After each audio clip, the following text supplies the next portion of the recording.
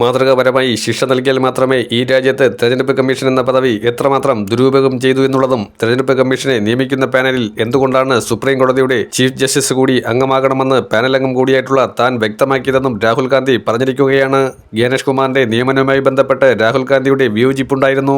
രാഹുൽ ഗാന്ധിയുടെ നിർദ്ദേശങ്ങൾ ഗൗനിക്കാതെയാണ് പ്രധാനമന്ത്രി നരേന്ദ്രമോദിയും അതുപോലെ ക്യാബിനറ്റ് മന്ത്രിമാരിൽ ഒരാളായി ആ പാനലിലുണ്ടായിരുന്ന കേന്ദ്ര ആഭ്യന്തരമന്ത്രിയായ അമിത്ഷായും കൂടി ചേർന്ന് ജ്ഞാനേഷ് കുമാറിനെ നിയമിച്ചത്. എന്നാൽ ജ്ഞാനേഷ് കുമാർ വലിയ തോതിൽ തെളിവുകൾ പലതും മുക്കുകയാണ്. മുൻപിരുന്ന തെരഞ്ഞെടുപ്പ് കമ്മീഷനെ രക്ഷിക്കാൻ വേണ്ടിയുള്ള നീക്കങ്ങളാണ് നടക്കുന്നത്. അംബേദ്കർ ഡ്രാഫ്റ്റിംഗ് കമ്മിറ്റി ചെയർപേഴ്സണായിരുന്ന ഭരണഘടനയെ അട്ടിമറിക്കാൻ നീക്കം നടത്തുകയാണ്. സുപ്രീം കോടതിയുടെ അധികാരം റദ്ദാക്കാൻ വേണ്ടിയുള്ള പ്രത്യേകമായിട്ടുള്ള ഓർഡിനൻസുകൾ കൊണ്ടുവരാൻ ശ്രമിക്കുന്നുണ്ട്. അതിനുവേണ്ടി രാഷ്ട്രപതിയെ ദുരുപയോഗിക്കുക തന്നെയാണ് ചെയ്യുന്നത്. രാഷ്ട്രപതിക്കും ഇതിനകത്ത് പ്രത്യേക താൽപര്യമുണ്ട്. കാരണം ചീഫ് ജസ്റ്റിസും രാഷ്ട്രപതിയും നേർക്കുനേർ കൊമ്പുകോർക്കുന്ന രീതിയിലുള്ള സാഹചര്യമുണ്ടായിരുന്നു.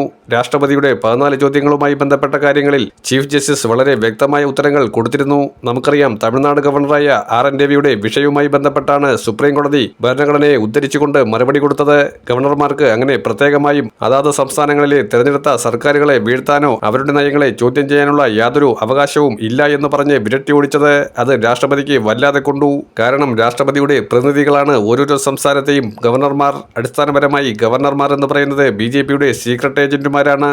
കാരണം BJP ഇതര സംസ്ഥാനങ്ങളിൽ ഭരണം മുന്നോട്ട് കൊണ്ടുപോകാതിരിക്കാനും സുഗമമായ ഭരണം നടപ്പിലാക്കാതിരിക്കാനും സംഘപരിവാർ ആശയങ്ങൾ ആ സംസ്ഥാനത്ത് നടപ്പിലാക്കാൻ വേണ്ടി ബോധപൂർവം ശ്രമിക്കുക എന്നുള്ളതാണ് അവരുടെയൊക്കെ നിയോഗം. കേരളത്തിൽ ആരിഫ് മുഹമ്മദ് ഖാൻ മാറിയതിനു ശേഷം അർലേക്കർ ഗവർണറായി വന്നപ്പോഴും ഇതേ രീതിയിലുള്ള നടപടിയാണ് സ്വീകരിച്ചത്.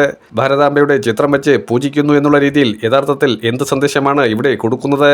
ആരെങ്കിലും ചോദ്യം ചെയ്താൽ അത് രാജ്യദ്രോഹ കുറ്റമെന്ന രീതിയിൽ ഗവർണർക്ക് വളച്ചൊടിക്കാം. ഇത്തരത്തിൽ ആളുകളെ വിഡ്ഢികളാക്കുക BJPയുടെയും സംഘപരിവാറിന്റെയും ആശയമെന്നത് വളരെയധികം സങ്കുചിത മനോഭാവ രാഷ്ട്രീയമാണ്. എല്ലാവരെയും ഉൾക്കൊള്ളുന്ന ആശയമല്ല. അതുകൊണ്ട് തന്നെയാണ് ഗവർണർമാരുടെ വിഷയവുമായി ബന്ധപ്പെട്ട് രാഷ്ട്രപതിയുടെ നടപടിക്രമങ്ങളെ സുപ്രീം കോടതി ചോദ്യം ചെയ്തത്. എന്നാൽ സുപ്രീം കോടതിയുടെ അധികാര പദവികൾ പലതും റദ്ദ് ചെയ്തുകൊണ്ട് ജുഡീഷ്യറിയെ തന്നെ അതിന്റെ അന്തസ്സത്തെ ഇല്ലാതാക്കാൻ വേണ്ടിയുള്ള ഗൂഢലക്ഷ്യമാണ് അടുത്ത നീക്കമെന്നുള്ളത് വളരെ വ്യക്തമാണ്. ഓണായിട്ട് പുതിയ ലാപ്ടോപ്പ് ഫോണും കിട്ടിയല്ലോ. വലിയ ലക്ക അങ്കിൾ, കേരളത്തിൽ ഇപ്പോൾ വെറും ലക്കല്ല, നന്ദില ജിമാർട്ട് വക്കാലക്ക. ഗുബു നന്ദില ജിമാർട്ടിൽ നിന്നും പർച്ചേസ് ചെയ്യൂ. വക്കാലക്ക ഓഫർ നറുക്കെടുപ്പിലൂടെ ബമ്പർ സമ്മാനമായി ഒരു സ്റ്റുഡിയോ അപ്പാർട്ട്മെന്റും 5 ഹ്യുണ്ടായി എസ്റ്റർ കാറുകളും ഒപ്പം 100 വീതം LED ടിവികൾ, റെഫ്രിജറേറ്ററുകൾ, വാഷിംഗ് മെഷീനുകൾ കൂടാതെ കോടിക്കണക്കിന് രൂപയുടെ ഡിസ്കൗണ്ടും കൈനിറയെ സമ്മാനങ്ങളും. ഗൃഹോപകരണങ്ങൾക്ക് 70% വരെ ഡിസ്കൗണ്ടും. ഗുബു നന്ദില ജിമാർട്ട് കേരളത്തിൽ എല്ലായിടത്തും.